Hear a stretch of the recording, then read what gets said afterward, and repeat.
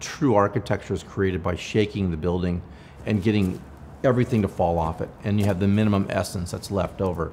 And that minimum essence creates a purity that creates a spatial quality in our architecture and a simple elegance to our architecture. And I believe in the Porsche, they've done the same.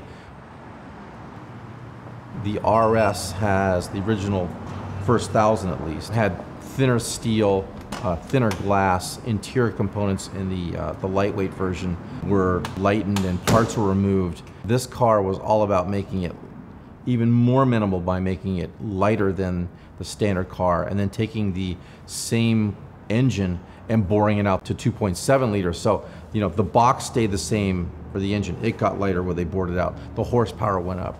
The box stayed the same for the car, but the components got lighter, so the car became more aggressive and lighter in all of its factions.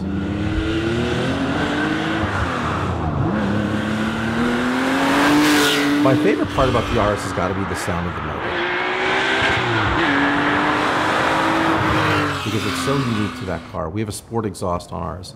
I just have never heard a Porsche sound like that. You know, it's not a big block V8. It doesn't have a thump and a big lobe cam, but this one is just nasty sounding. I mean, it's pretty incredible. It's really an incredible high performance race car engine sound.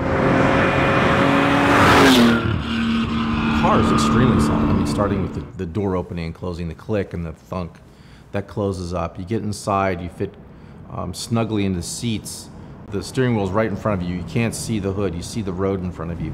Your observations of everything that's around you is heightened by the seating. You start the motor up and this roar just starts to happen.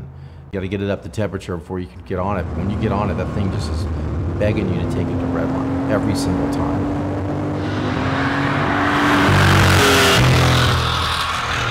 I think they wanted a hot rod. I think this car was all about Porsche wanting to take over racing. And I think this was the point at which they homologated a car. They only had to produce 500 of them, so they could just kill it in European track racing. So you could go to the Porsche dealer, buy a car, and just take it right to the track.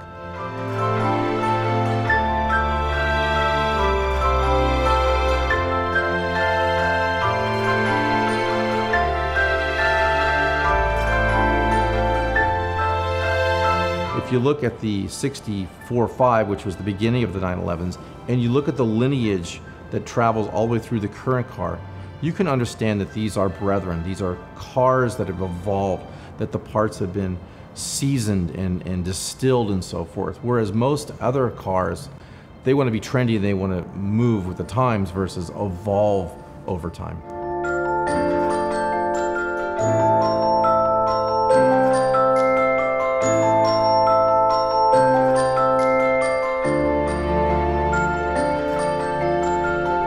The interesting thing is, it's not the prettiest car in the room. It's not the fastest car in the room. It's not the most expensive car in the room. It's not the rarest car in the room.